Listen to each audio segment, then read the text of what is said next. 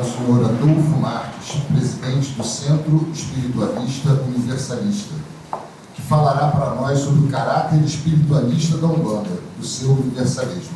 Senhor Adolfo, por favor. Obrigado. Vou ficar aqui para poder ver melhor. O pai Valdo só me arruma confusão, né? Olha lá. Caráter espiritualista da Umbanda. Bem, nós, até ainda há pouquinho, o Valdo falou, Umbanda brasileira. O Gamatiz fala que a origem da Umbanda, ela é de origem védica, né? Ela foi se disseminando e agora nós temos aí a presença do Caboclo dos Sete Encruzilhadas que trouxe essa mensagem para reorganizar a nossa vida.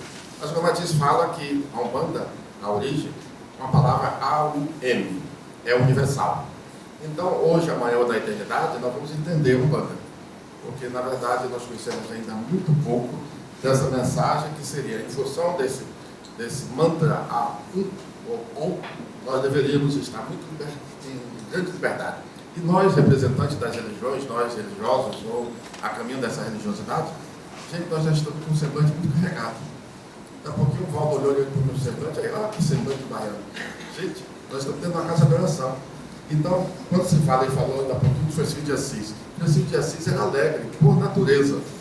É diferente de uma alegria social. Eu tenho que representar, como ele falou, então eu tenho que apresentar humor, uma alegria, uma comédia.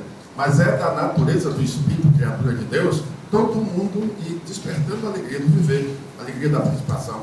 E essa orientação da Umbanda, o nosso grupo lá, o mentor espiritual é Pai Joaquim de Luanda. Então nós convivemos ali com aquele espírito que hoje é identificado como um querubim. A maneira do Pai Joaquim se expressar, nos conduzir à vida, nós chegávamos lá todos carregados, um monte de pedra na mão. Se aquele preto velho não resolveu o meu problema, hoje eu pego ele.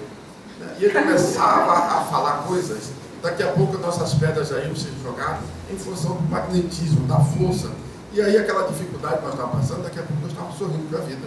E o maior trabalho dessas consciências superiores, como o Conga, é uma experiência fabulosa, através dos milênios de reencarnação, é causar em nós essa sensação de viver. E às vezes nós vamos, como nosso ranço é católico, eu não fui padre não, mas eu assisti muitas missas do Pai Valdo. Veio uma igreja carregada com o semblante mesmo da religião sem religiosidade. Então o que é que a espiritualidade passa hoje? A religião é um meio para nós atingirmos a religiosidade. E nenhum espírito vai atingir a religiosidade com aquela cara, Deus me livre, aquela cara de convento, a cara de carmela, aquela cara sem vida. Então, nós vamos falar um pouquinho do caráter espiritualista da Umbanda. Nós queremos falar sobre a palavra orar. Então, muitas vezes nós oramos, estamos dentro de um templo, diante do altar, diante do santo da nossa fé, daquele amigo espiritual. E hoje vem a espiritualidade e nos fala. A origem da palavra orar, é de origem latina, quer dizer abrir a boca. Então, às vezes, nós estamos aqui num templo, eu não sei quanto tempo dura cada trabalho aqui, cada atividade, ficamos aí 1 hora, 2 horas e tal, no dia seguinte a gente volta. No meu caso, eu estou todos os dias, e, no entanto, nós não atentamos que a palavra orar quer dizer abrir a boca. E, às vezes, nós suplicamos naquelas horas de aflição, e naqueles momentos a gente se ajoelha, faz penitência, se flagela, e, no entanto, no dia a dia, nós não temos aquele cuidado. Se orar é abrir a boca, eu estou indo para o Maracanã. Quando eu abrir a boca, eu estarei em oração. E o que é que a gente faz? Eu fui assistir o jogo do Flamengo com o Pai Valdo. Xingamos a mãe do juiz. Então, como é que nós vamos com o mesmo aparelho sagrado, que é o dom divino de falarmos, estamos orando para atingir a nossa sociedade. Daqui a pouco nós estamos querendo orar para receber a divindade. Então é por isso que essa incoerência nas religiões sem a religiosidade. Nós usamos muito mal a nossa voz. Então, a menina ali, apesar de tão novinha, só tem 6 anos, ela canta a Ave Maria maravilhosamente bem, em latim, só para nos desafiar, né? Canta em latim, mas ali o sistema não passa. Isso eu.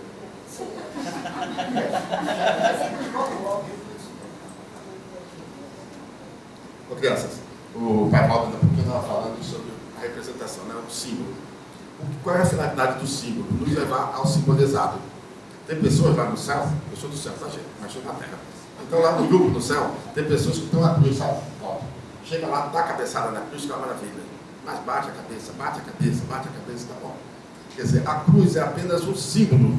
Se nós transformarmos a mensagem que Jesus trouxe, nós vamos atingir o simbolizado.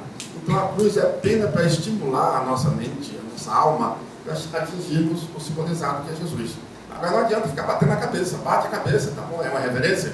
Agora vai tentar transformar o Evangelho em vida, transformar o Evangelho no dia a dia da vida. E aí aí a cruz passa a ter um simbolismo. Então disse o nosso Roden, nós não atentamos, o centro espírita então é maravilha. A pessoa já chega pedindo, e às vezes nós não sabemos nem pedir. Qual é o nome da coisa velha que você falou? Vovó Maria, resolve isso, resolve aquilo. Ô vovó, abre os meus caminhos, vovó, pelo amor de Deus. A vovó vai falar o quê? Filho, se eu abrir o teu caminho, você vai cair no precipício. Então, o teu caminho fechado já é uma bênção, só que a gente não entende. Vai cair no precipício, pode abrir o caminho. Né? Então, por quê? Eu estou fazendo um monte de reverências, mas não estou me evangelizando, transformar a mensagem do Mestre em vida. Então, o que acontece ali? A força da fé. Diz o nosso Roden que a palavra fé, quando a igreja foi montar o Evangelho, não, eu estou falando coisa do padre. Então, o que acontece? Não tinha a palavra fé, então utilizou do latim a palavra fides, que quer dizer fidelidade. Então, a pessoa que diz eu tenho fé, cadê a sua obra?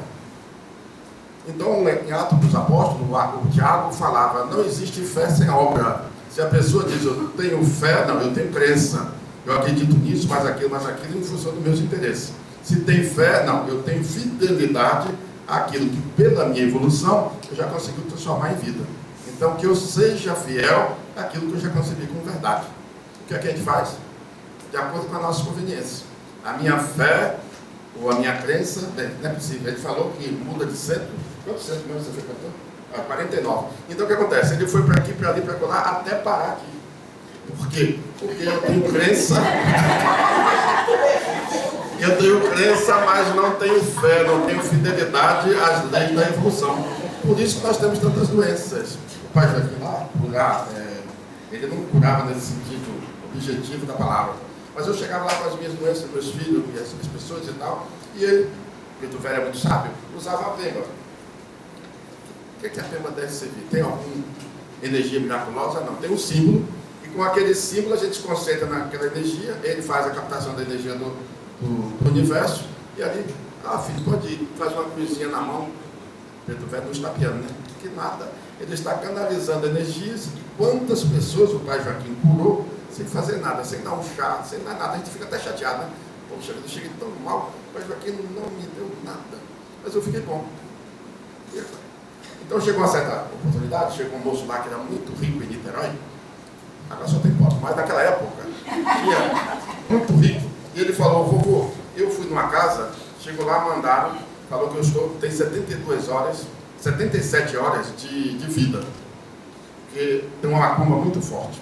Então, me passaram a lista, ele trouxe aquela lista assim, 77 caixões de defunto, das 7 cores, 77 galinhas pretas, 77 gente, tudo 77, quer dizer, pai de santo descobriu que o moço era rico. E aí o que acontece? Como é que eu faço para Joaquim? Como é que eu vou comprar esse negócio tudo? Quantos caminhões eu tenho que alugar? Aí o pai Joaquim pegou a vela e disse, filho, acenda uma vela e coloca ali em cima daquela pedra e pode ir embora. Mas pai Joaquim, o moço falou 77 de tudo. Onde é que está a tua fé? Quer dizer, na verdade, interesses materiais, e a gente utiliza desse dom sagrado, que deveria ser para exaltar a vida, orientar, nós queremos essa parte pecuniária. Então, o pai Joaquim resolvia essas coisas com palavras, e a pessoa saía dali, o desgraçado até hoje não morreu. Ainda está vivo, está velho, mas está vivo até hoje. Então, ele tinha 77 horas, ele tinha que levar 77 caixões, 77 isso, 77.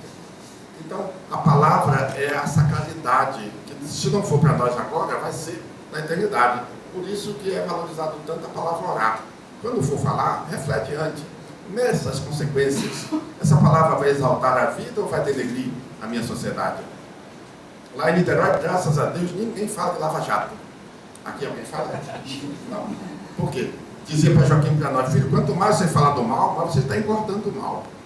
Então o mal é tão organizado, tem um trabalho tão maravilhoso, né, para poder nos levar à reflexão, que ele é capaz de divulgar a obra dele. nós ainda damos a nossa contribuição. Nós deveríamos ser divulgadores do bem, mas não adianta.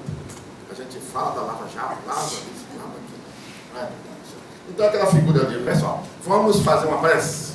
Um caboclo, um preto velho, então. Vamos. Eu ainda preciso do símbolo para chegar ao simbolizado. Mas qual é a tendência natural, diz o Ramatiz?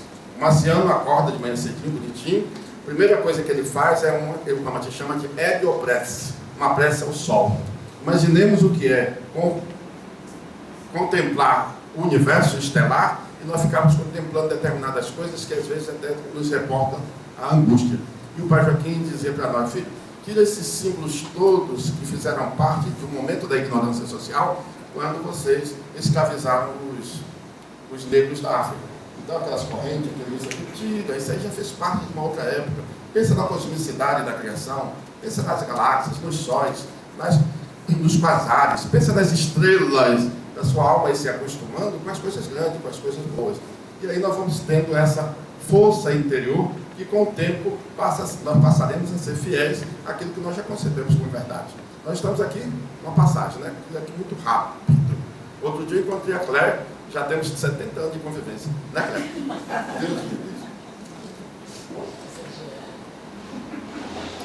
Olha o que nós fazemos nas nossas religiões.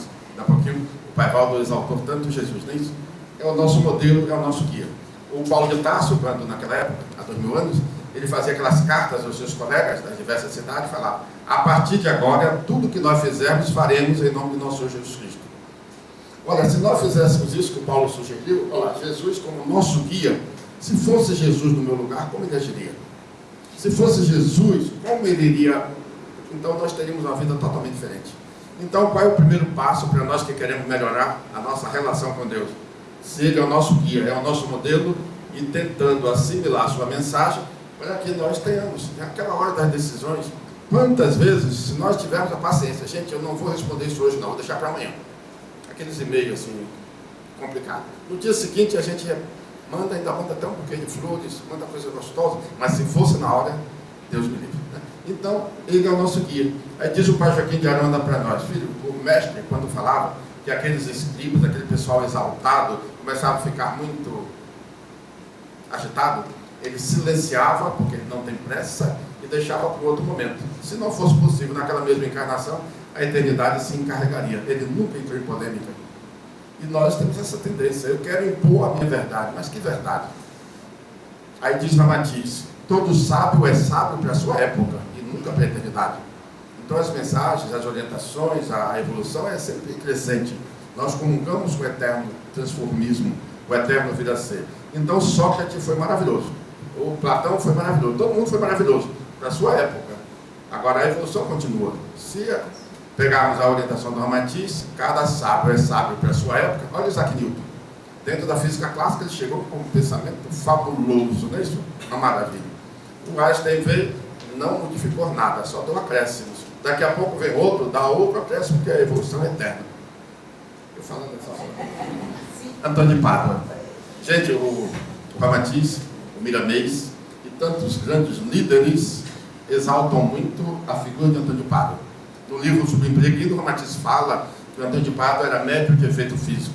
Então ele faz parte de uma esfera no mundo espiritual desses médios que conseguiram movimentar as forças da natureza. O Antônio de Pádua era médium de Jesus. Foi considerado o porta-voz humano mais real para retransmitir a mensagem de Jesus. Então é como se ele lesse o que Jesus falou do próprio arquivo acásico da natureza. Então Antônio de Pádua, que desencarnou muito novo, não tinha nem 36 anos ainda, intermediando a vontade suprema do Cristo, através de Jesus, o seu grande mentor, e a sociedade planetária. Com aquela palavra, com aquela maneira de falar, com o seu magnetismo, a força da sua fé, quantas pessoas nas assembleias onde ele falava se refaziam? Quantas pessoas se curavam? A mesma coisa que Jesus fez.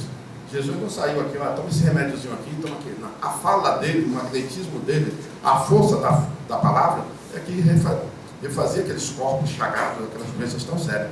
O Antônio de Pádua e Francisco de Assis foram porta-vozes desse grande mestre Jesus, que com a palavra revolucionou o novo mundo.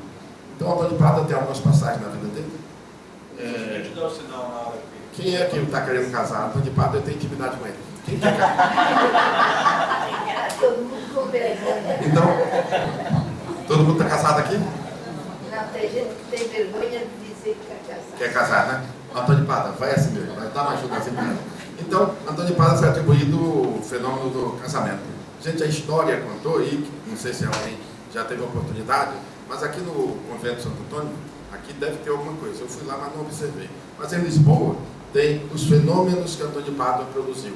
Esse negócio do casamento é que depois que ele desencarnou, ele tinha pessoas que admiravam o jovem Antônio Pada. Uma moça que já estava com a aliança mais fina do que a minha, de tanto tempo de noivado sem casamento. E ela foi fazer uma prece lá no templo, na igreja, e quando ela está lá, cai um pedacinho de papel assim para ficar perto dela. O Antônio Pada, quando encarnado, tinha um admirador excepcional chamado José, que trabalhava com joias. E o bilhete dizia assim: Zé, dê à portadora as joias correspondentes ao peso desse papel. José achou graça, né? Botou na balança, não é aquelas balanças que tinha uma do lado do outro, botou o papel do lado e foi botando joia. E a balança não enchia. Mais joia, mais joia, mais joia. Já José ficou nervoso, encheu de joia e a balança não mexeu. Antônio Pada estava ali produzindo efeito físico. A noiva foi lá, vendeu, casou-se e está feliz até hoje.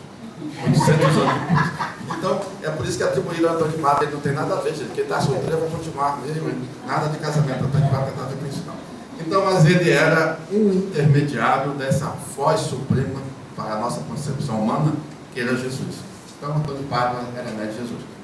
A vida de Antônio Pada é muito rica com ilustrações maravilhosas.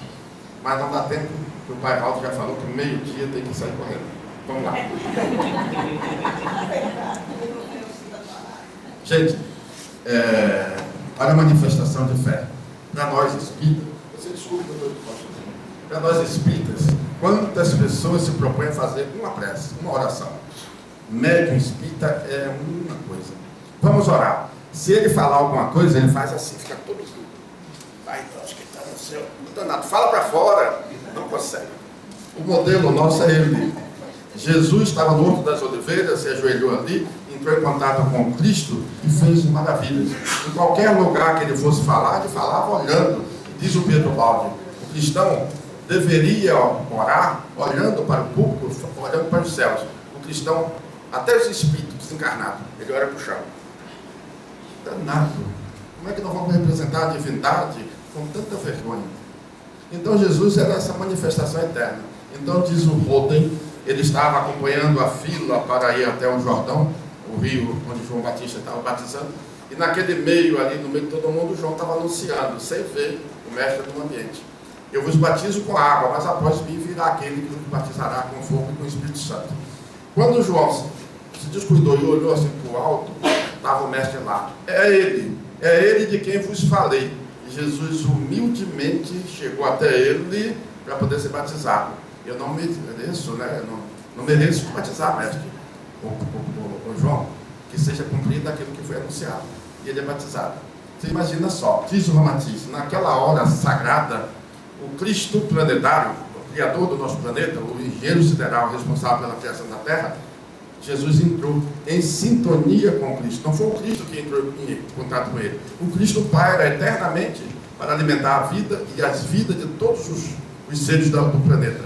Então, naquele momento sagrado, Jesus melhorou a sua frequência, recebeu um toque despertador do Cristo planetário, ele entrou na frequência do Cristo e ficou 3 anos ligado. Em qualquer lugar que ele estivesse, ele era a mesma pessoa. Se fosse lá cuidar da sogra de Pedro, se fosse ali cuidar de uma criança, se fosse ali, se estivesse no meio de qualquer lugar, qualquer ambiente, o mestre Jesus era o mesmo. Que nem nós, né? Nada. Quando a gente precisa de alguma coisa, a gente precisa de tantas coisas externas, porque não temos a fidelidade que ele tinha. Entrar em sintonia. Certa oportunidade, nós estávamos fazendo um trabalho e Emmanuel se apresentou. Lá atrás, tá, gente? Até alguns anos. Foi antes dele encarnar. Ele se apresentou, estava lá dando uma mensagem. Daqui a pouco ele escreveu assim, muito rápido: Chico chama, Chico chama, Chico chama. Se mandou. Eu falei, mas não aguenta firme nada. Chico chama. Ou seja, na hora que os nossos guias nos ouvem, ele pode estar fazendo o que for. Ele larga tudo. Se nós tivéssemos já essa força interiorizada, nós não seríamos iguais a Jesus. Mas, ou no caso, meu caso, Silvestre, preciso de uma ajuda. Ele pode estar no Polo Norte, no Polo Sul, nas estrelas. Meu filho está me chamando. Quem é o seu guia, Paulo? Quem é o seu guia? Caboclo Ventania de Aruanda. Ele pode estar onde estiver. Caboclo Ventania de Aruanda tem uma ligação. Enquanto ele estiver nesse corpo, para. Agora, cadê a nossa força interior para em qualquer situação, em qualquer ambiente, ali na nossa festa, ali na nossa recreação, ali no nosso esporte, em qualquer lugar, estarmos conectados pela força. Não é preciso que o Espírito vá nos acompanhando, não. Não há distância entre nós e Deus. Há diferença de frequência. Então, se nós nos ligarmos a essas consciências, em qualquer ambiente, nós seremos auxiliados. Então, é isso que nós precisamos despertar, como Jesus fez, a integração dele, humano, com o Cristo, o Criador do mundo. E aí, cadê Jesus? Estava numa cidade. Surgiu uma necessidade, um outro ponto qualquer. A tua fé te curou. A tua fé curou aquela pessoa. Jesus nem saiu do lugar. Como é que pode? Ele estava criado, ligado à fonte da vida planetária, que era o Cristo. O Cristo envolve toda a Terra. Ele não alimenta o humano, ele alimenta vidas nas entranhas dos oceanos, nas entranhas da Terra, no ar, em qualquer lugar. Então é por isso que Jesus fez aqueles milagres maravilhosos. Ele estava ligado à fonte da vida do planeta. Onde estivesse qualquer pessoa, ele estava. É a mesma coisa em proporções, é claro, limitadas à nossa concepção e à nossa evolução, que os nossos guias podem. Gente, acabei de receber um e-mail do Japão, pedindo um auxílio. Entra em contato imediato, pode falar pelo telefone, na hora que estiver falando, a entidade, nossos guias já estão ali, participando. Ele precisa daquela frequência, de identificar aquela onda mental do pedinte, para poder já estar atuando. E entre nós e o Japão, dura um átimo do tempo, é uma fagulha do tempo. Olha, pode deixar que eu vou agora pegar o avião, que eu estou indo para o aeroporto. Nada, gente. Já cheguei, já fui. Então, o que é que diz a nossa doutrina? Quando se atinge a plenitude do amor, o espaço é transformado num ponto. E o tempo, um instante. Já cheguei, já estou. Por isso que Jesus fez aquelas maravilhas de maneira tão instantânea. Vá, a tua fé te curou. Levanta-te e anda. Ninguém nem fez nada. E aconteceu. Então, essa integração. Ali diz união sem fusão. Isso é uma mensagem do pai João de Aruanda, no livro Aruanda, Robson Pinheiro. Ele fala que o momento nosso planetário, pela nossa história, pela evolução do nosso planeta, é um momento de unir sem fundir. Ninguém precisa deixar de ser kardecista, umbandista, catolicista, protestantista, não precisa deixar nada. O momento é unir sem fundir. Agora tem que ter um foco. O que é que Jesus falou há 2000 anos? Se você quiser aparecer, quer que a sua obra seja conhecida, fique à vontade, mas para a glória do Pai. Então, se eu quero deixar minha mensagem, qualquer que seja a roupagem externa, que é tudo transitório, não tem problema nenhum. Agora que seja para a glória do Pai. Senão, nós vamos dar muito vazão ao nosso ego. Sou eu que estou fazendo maravilha, sou eu isso, sou eu aquilo, sou eu, aliás, é a minha doutrina, meu isso, meu aquilo. Então, no momento, diz o Robson Pinheiro, pai João de Aruanda, é união sem fusão. Ninguém precisa deixar Jesus de um lado, que agora eu vou ser budista. Não precisa deixar Buda para ser nada. A essência do planeta é o Cristo. O foco centralizador de todas as nossas aspirações é o Cristo. Para nós cristãos, nomeamos Jesus como modelo humano para chegarmos à essência planetária, que é o Cristo criador desse planeta. Eu vou falar até, os slides já estão acabando, aí depois a gente faz umas perguntinhas. Tá bom, tá bom. Olha lá, o Valdo falou que o Francisco tinha 1,60m, não foi? Lembra? Ele falou isso? Eu medi hoje. Ele falou que eu estou mais selando, eu só repeti o que ele disse. Mas eu medi, ele tem 1,50m só. Tá? É igual a mim. É igual a quem? A mim. Tem uma franciscana aqui. Então, pessoal, diz o nosso Miramês, o Francisco de Assis, perdão, e o Ramatiz e tal. Francisco era o São Francisco, não é isso? Mas ele não se tornou santo pela benesses celestiais. Ele tornou-se santo pelos valores éticos e morais que ele adquiriu. Lá em Levítico, nós encontramos a primeira lei da vida é a moral. Amar a Deus sobre todas as coisas. E a segunda é a ética. Amar ao próximo como a nós próprios. Então, enquanto nós estivermos nessa luta para nosso aperfeiçoamento ético e moral, ainda é um desgaste muito grande. E o Pedro Baldi fala, nós estamos vivendo a época mais estressante de uma sociedade, que é a fase de transição. Aquele homem velho que nós estamos substituindo pelo homem novo. Mas aí diz o nosso mesmo Pedro Baldi, substituir, aliás, dar vazão a esse homem novo não é para matar o velho, não. É fazer ressurreto uma essência nova, uma visão nova na nossa evolução. Então não precisa matar, porque ninguém consegue matar a nossa história. Nossa história faz parte de nós. Hoje estamos falando de Jesus, dos anjos, do universo. E ontem, só Deus sabe como nós estávamos. Então a nossa história fica em nós próprios. E o Pedro Baldo fala, ressurgiu um homem novo, novos valores, nova ética, nova maneira de se expressar, falar para exaltar. Por que nós damos tanta vazão aos sentimentos menores? Quando nós já temos intelectualidade, já temos uma literatura riquíssima no planeta, para conduzirmos a nossa vida de maneira mais plena, mais sábia. Então, o Francisco de Assis era médium. Alguém é curioso aqui sobre Francisco de Assis? Você que é claro sobre Francisco de Assis? Ele não é casamenteiro não, tá, gente? Nem adianta pedir casamento para ele, que ele não vai casar ninguém. Francisco de Assis estava no finalzinho da vida. E descreve Miramês. Ele estava no final da vida, cansado, mas ainda queria passear em alguns lugares para visitar aquela cidade de Red, queria ir a Pádua, queria ir tal e tal. E ele estava quase cego, porque naquela viagem que ele fez ao Sultão Camel, ele foi pelo deserto. E aquela visão dele, que ele ficou quase cego, não era karma. Ele não tinha karma negativo. Mas ele se descuidou. Naquela época não tinha Ray-Ban. Então, a areia batia, o sol batia na areia e refletia nos olhos dele. Ele foi acompanhado por um discípulo. Então, começou a queimar a visão de Francisco de Assis. No final da vida, praticamente, via muito pouco mesmo. Ele estava ali no finalzinho, já, e sentiu, foi visitar aquelas pessoas. Olha a expectativa. Ele estava falando desse pessoal que muda de casa espírita, de oração, de religião a cada hora. A gente já pensou, se nós criarmos a expectativa, o que é hoje? É domingo, nós estamos lá falando, ouvindo sobre as coisas sagradas. Só a expectativa que nós já elaboramos, o nosso organismo agradece. Então, o que mais acontecia com Francisco de Assis, com Antônio de Pádua, com Jesus, essas grandes lideranças, era a confiança que ele inspirava as pessoas.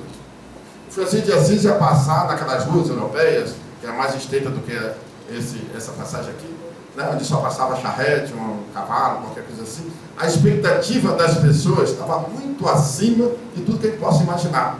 Então, a presença dele, a aura dele, o campo energético do Francisco de Assis, que aquelas pessoas respiravam naquele ambiente da sacralidade que ele conduzia a vida, se refazia. E necessariamente o Francisco não tocou. Aqueles mais chagados, principalmente pela lepra, o Francisco de Assis, depois que despertou, ele curava as pessoas. Mas não, eu vou te dar um passo aqui para curar. Não adianta, isso aqui tá sem cura mais, isso aqui não. Mas o quê? Ele pegava e abraçava. E naquele abraço, as pessoas se refaziam.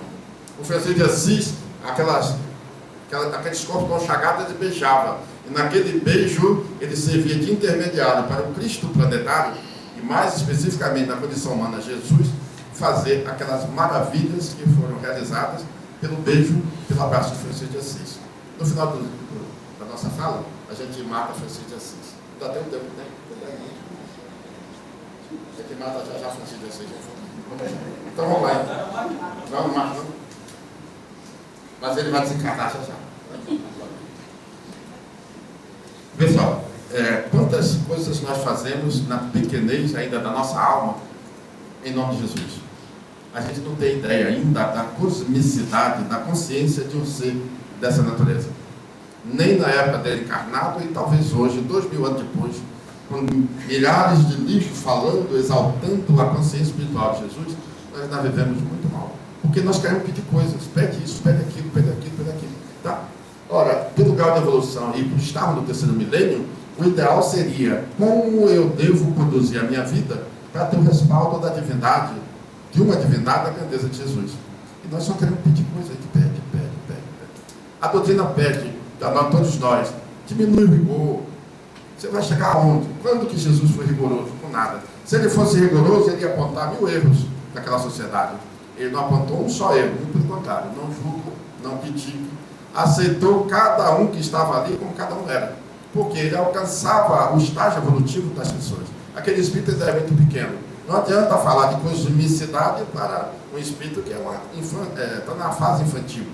Então, ele exaltava a vida, o Criador da vida. Olha o que ele usou. Ninguém nunca sabia qual era o reino de Jesus. Mas só em ele falar repetidas vezes, o meu reino não é deste mundo, e falando, exaltando o reino de Deus, quem estava ali ficava imaginando que reino era esse. A frequência saía da realidade das doenças, entrava e daqui a pouco o corpo estava totalmente refeito. Jesus ia visitar alguém, ou Francisco de Assis ia visitar. As pessoas já tinham tanta esperança da bênção que viria de Deus através daqueles homens, que quando chegava lá, Jesus ou Francisco, era só para dizer: estou aqui. Aquele corpo já se refez. O que é que fez? A expectativa positiva levou uma frequência que desfez a camada energética que está ali, conduzindo aquela parte do nosso corpo a uma frequência baixa, e daí a doença. Então, falarmos da Umbanda é falar, como diz Ramatiz, é falar do universo. Nós estamos aqui, isso aqui é passageiro. A Terra daqui a pouquinho já deixar de existir. Nós viemos de outros mundos para nós estarmos hoje, domingo, buscando despertar a nossa consciência espiritual. Nós não somos mais aqueles espíritos unânicos. Agora, isso é para espíritozinho pequeno, pequeno mesmo, pequeno, que não tem essa motivação que nós temos. Então, já temos capacidade de conduzir a nossa vida, já pensando nessa cosmicidade. A Terra aqui é passageira. Quantas guerras nós ainda temos defendendo um pedaço de pano chamado bandeira nacional? Até quando? Então, diz Ramatiz, em Marte existe um ponto centralizador, o governo, para poder coordenar as comarcas, mas todos têm uma só finalidade: aperfeiçoar-se para sentir melhor o amor da vida. E aqui nós brigamos tantas guerras, tanto isso, tanto aquilo. Mas, vamos lá. Fabiano de Cristo é um espírito especial. Durante de 71 a 75, eu acompanhei os trabalhos do Dr. Fritz através do Oscar Wilde. Ele vinha da Bahia, fazia um trabalho domingo aqui em Botafogo, sábado aqui em Botafogo, e domingo fazia lá no céu, em Niterói. Foi uma época maravilhosa para nosso crescimento interior. Então o Oscar, o médium, trabalhava e o Fritz usava um canivete. Aquele canivete que operava todo mundo sem nenhuma asepsia. Operava todo mundo, era uma coisa fabulosa. Mas ali tinha cientistas da Alemanha e tinha religiosos, mas todo mundo disfarçado. E também a Polícia Federal. E tinha tudo. Quando a Polícia Federal ia chegando, guarda o canivete aí que a polícia está chegando. E o que ele fazia? Olha, as pessoas precisam de objetos. Então nada melhor que pegar o canivete para abrir um peito, para abrir a barriga, para fazer cirurgia no olho e tal. A polícia está chegando. Eu guardava o canivete e fazia tudo com esse dedo. Então, qual é a necessidade da ferramenta humana? Porque na hora que a polícia chegava, ele fazia as mesmas maravilhas, só usando a mão. Então, qual é a tendência natural? Que nós venhamos, a medicina vai evoluir. Daqui a pouquinho, como diz Ramatiz, em Marte já não há mais essa cirurgia que nós temos aqui. Já se trabalha mais no corpo etérico, no corpo energético.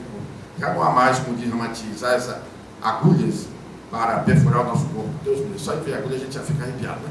Então, o Fabiano de Cristo é um homem de fé. E aí tem uma passagem na vida dele, que ele era muito fraquinho, muito magro, e ele queria entrar para o templo, queria ficar ali na igreja Santo Antônio, da tua época, o Cléio, Tabuleiro da Baiana. Não é da tua época? Tabuleiro da Baiana. Então, mas aí você sobe para o convento. O Tabuleiro da Baiana ainda você não, vocês estão muito jovens, só para eu falar do Cléio. Então, eles queriam entrar, mas a ordem sacerdotal não deixava, porque ele era analfabeto de pai e mãe. Muito magrinho. O que é que você vai fazer aqui, Paulo Barbosa? O que é que você vai fazer aqui? De tanto ele insistir, deixaram ele entrar. Ele tinha uma ferida muito grande na perna. Então, botou ele para tomar conta dos doentes, ali naquele ambulatório. Ele ficava ali cuidando, mas ele não sabia dele.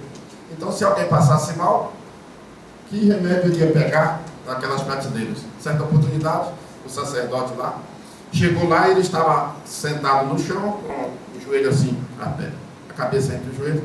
Ô Paulo, você está aqui uma hora dessa, o que é que houve? E aquele moço lá passou mal. Eu olhei para aquele remédio todo, eu não sabia ler. Eu fiz uma peça a Jesus que trouxesse o remédio. Como eu não sei a hora que Jesus vai chegar, eu estou aqui esperando. E aí ficou ali. E aí o moço falou, sacerdote: Paulo, você é tão envolvido com Jesus, que a partir de agora, o seu nome aqui na ordem vai ser Fabiano de Cristo. Então aí ele recebeu esse nome de Fabiano de Cristo. Um homem mesmo de força, de fé, acreditava que a benéfica celestial chegaria através de Jesus para aliviar a dor daquele moço. E aí quando ele estava com aquela perna muito doente, um mau cheiro fabuloso, e aí o superior falou para ele: Fabiano, o médico veio cuidar. Ele ficou desesperado. quem está da minha perna, com esse mau cheiro, com esse odor, ele entra, Jesus, dá um alívio, Senhor. Coloca, alivia esse mau cheiro, enquanto o doutor estiver cuidando de mim. Então consta na registro da Igreja Católica que começou a exalar, quando o médico chegou, exalar um perfume que inebriou tudo durante todo o período que o médico estava cuidando da perna dele. Aquele mau cheiro, aquele odor, não revelou. Você vê só o que é a fé. Porque ele não é a fé no sentido, eu quero isso, não. É a fé no sentido de fidelidade. Ele era fiel naquilo que ele acreditava. Então, é o que nós estamos aqui tentando exercitar. Umbanda de luz. Quem deu missão do Espiritismo, do Amatiz? Todo mundo aqui lembra? Umbanda de luz, se nós transformássemos aquela mensagem, é só o capítulo sobre a Umbanda. Gente, nós transformaríamos as casas umbandistas em um grande foco luminoso. Eu fiz palestra para Pedro Miranda, aqui na Associação Umbandista, aqui na Água Santa. E ele convocou os centros que ele orientava, que estava o presidente da associação, para escuta, por que o centro lá chama Templo de Umbanda Santa Terezinha, Santa Antônio de Pádua? E por que tem tantos nomes dos santos católicos? Então, como é que nós vamos inserir esses espíritos na Umbanda? E fomos lá. Escuta, qual é o nome do seu centro? Não sei o que lá e tal, Francisco de Assis.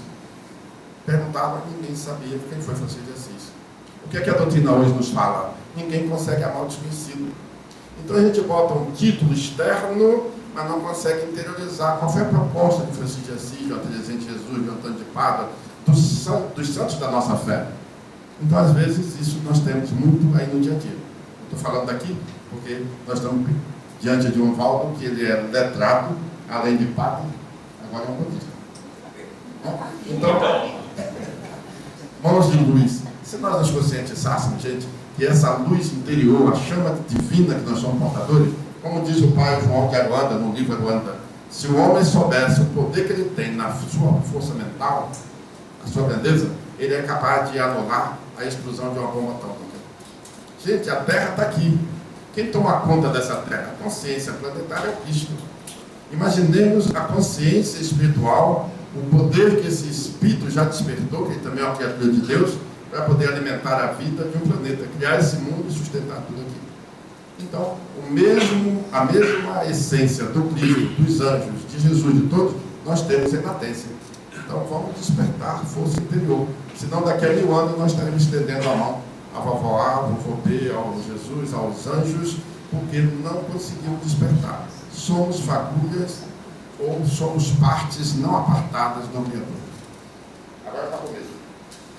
Só para esclarecer, dá licença, você falou muito aí de Frei Fabiano de Cristo, de Francisco de Assis. Isso aí mesmo. Só para esclarecer isso, é porque São Francisco de Assis é o patrono do Cruzeiro da Luz, por determinação do nosso chefe fundador, que é o Caboclo Ventania Aruanda. E Frei Fabiano de Cristo, e de acordo com a psicografia da Dolores Bacelar, do médico, ele, quando viveu a última encarnação, ele era um frade franciscano e viveu no convento de Santo Antônio na época de Fabiano de Cristo.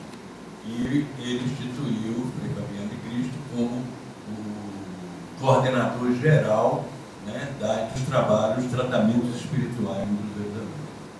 Obrigado. Nós publicamos o livro, a editora Freitas Bastos, em 1991. O Fritz chegou e falou, eu quero um artigo sobre o meu irmão. São 3 espíritos, né, que trabalham. A equipe é grande, mas tem 3 irmãos que trabalhavam juntos. Adolf Fritz, o Fritz Kahn e o Hermann Fritz. O Adolf Fritz era o clínico, aquele que fazia o receituário. O Hermann Fritz era o cirurgião. E nós fomos escrever, a coisa foi crescendo e tal, e a Freitas Bastos passou a saber do assunto e publicou um livro sobre o trabalho do Adolf Fritz. E ali nós vamos contando um pouquinho das experiências que nós passamos naqueles 4 anos de vivência com os trabalhos maravilhosos do Adolf Fritz. E a ciência alemã ali, filmando tudo, gravando, pegando sangue antes da cirurgia, durante a cirurgia e após a cirurgia, para poder ver se conseguia alguma falha. Até botamos no livro que logo quando o Zé Ligó desencarnou, houve um congresso nos Estados Unidos, que foi formado por cientistas, por protestantes, por pastores, por padres, por todo mundo. Tinha 480 membros discutindo o fenômeno Fritz. Então, no final, ele falou, vamos fechar essa página, porque nossa evolução, a nossa geração não tem ainda como interpretar o fenômeno Fritz. Isso porque veio aquele moço, que era um cientista norte-americano, e foi tratado aqui pelo Zé Arigó, que tinha um caroço. O Zé Arigó deu um cortezinho que a ciência não quis operar nos Estados Unidos, achava que ele poderia ficar sem movimento. Quando chegou no Zé Arigó, o Fritz fez um cortezinho, apertou, o caroço pulou lá, isso repercutiu para o mundo inteiro, porque veio de um cientista e norte-americano. Então teve um congresso nos Estados Unidos, ele falou, vamos fechar isso aqui, que nós não temos como interpretar o trabalho que acontece com a equipe Fritz. Gente, nós estávamos assim, falando da pouquinho de Jesus quando estava no Rio Jordão. Por que nós ainda somos tão acanhadinhos quando falamos das coisas dos céus? A partir do batismo, afirma Ramatiz, né? Que aquele simbolismo da pomba branca que se apresentou, na verdade, foi a ligação mediúnica entre o humano Jesus e o Cristo, o Senhor da vida do nosso planeta. A partir dali, Jesus era, como falando um pouquinho, o mesmo em qualquer situação. O que é que nós gostaríamos? Nós também exercitássemos essa intimidade, porque nós somos muito pouco íntimos com nossos guias. Nós levamos a coisa muito a sério. Né? No filme do Chico Xavier, ele estava lá e o Emmanuel não se apresentava. Como é que é, Emmanuel? Você vai escrever ou eu tenho que chamar outro guia? Já ia partindo para cima para pegar o Emmanuel. Então, gente, criar intimidade, a espiritualidade adora. A gente fica com aquele semblante esquisito, aquela coisa estranha, aquela coisa parece nada. Quanto mais íntimo, melhor para a espiritualidade. Aquela coisa, aquela semblante carregado, aquela voz do além-túmulo, já está fora de moda. Não é isso? Eu não sei, no interior não tem ninguém aqui. Assim não, aqui no Rio não sei, tem. Não tem gente, a gente fica triste. Olha, quem é que está dando a mensagem ali? Iemanjá. Iemanjá, na linguagem do secretismo, está representando Nossa Senhora, não é isso? Então tem espíritos A, B, C, seres maravilhosos. Quando vai dar uma mensagem, a gente pensa que ela morreu afogada. E puxa o ar e não sai o ar. Chora. Gente, isso fez parte de uma outra época. Né? Desespero, Nossa Senhora, respirando. Deus, aqui no Rio não tem, mas no interior do Médio eu senti isso. Que desespero, parece. Então, gente, como é que vai mudar? Mudando a nossa cabeça. Se ontem isso foi verdade, por falta de maiores conhecimentos, hoje a literatura é riquíssima. Quantas pessoas esclarecidas. Lá atrás, na Umbanda, você está quantos anos na Umbanda? Está quantos anos na Umbanda? 43. 43, então eu sou mais velho do que ele. Então, quando eu comecei lá atrás, gente, médios entravam no céu, pessoas entravam no céu disfarçadas. Porque não queria que ninguém identificasse que estava no centro espírita. Hoje não, tem padre, tem cientistas, mudou totalmente, gente. Tem judeu? Até judeu, né? Então, gente, vamos colocar um pouquinho mais de alegria na nossa banda, na nossa doutrina e vamos encerrar. Deixa eu ver se dá. O Francisco de Assis estava no final da vida, né? Nós íamos falando. Chegou a determinado momento, ele não dava mais.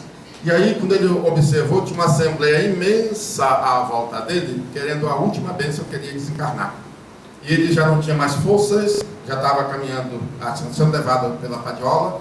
E aí, então, ele faz uma prece a nosso Mestre Jesus, entra um tubo energético, anula a gravidade, o Francisco de Assis volita, voa, como diz o milanês, igual um colibri. Aquele beija-flor exalando a essência da vida e volta. E quando ele volta, ele apoia uma das mãos no ombro do Frei Leonardo. O Frei Leonardo era um frade que veio da França.